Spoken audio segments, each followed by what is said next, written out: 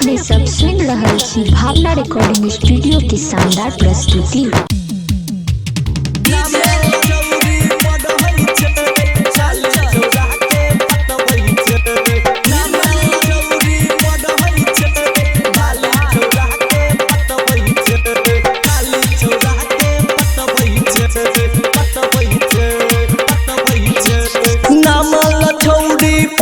खाली छोरा के फसबही छे नामेला चौरी पढ़ई छे खाली छोरा के फसबही छे खाली छोरा के फसबई छे खाली छोरा के फसबई छे नामेला चौरी पढ़ई छे खाली छोरा के पटबई छे नामेला चौरी पढ़ई छे खाली छोरा के पटबई छे।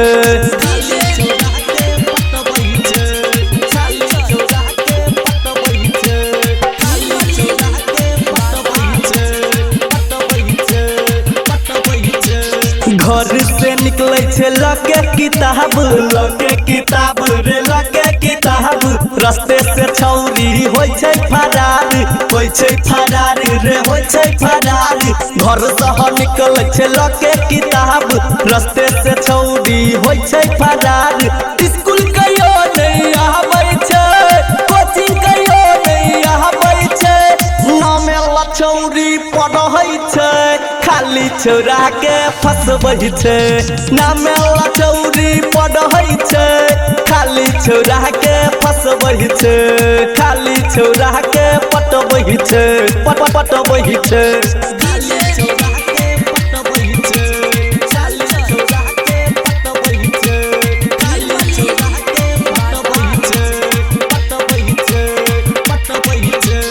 मुँह पर ओढ़नी बन के निकले जही सा ओकरा कियो ने चिन्है मुँह पर ओढ़नी बन के निकले जही सा ओकरा कियो ने चिन्है तोरे तोरे गिरहबै छे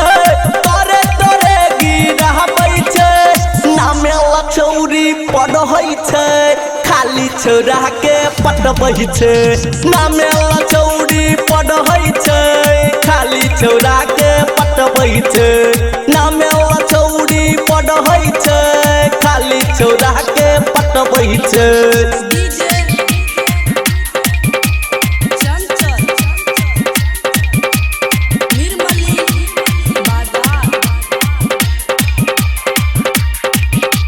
साचे कहै छियो 20 के घटना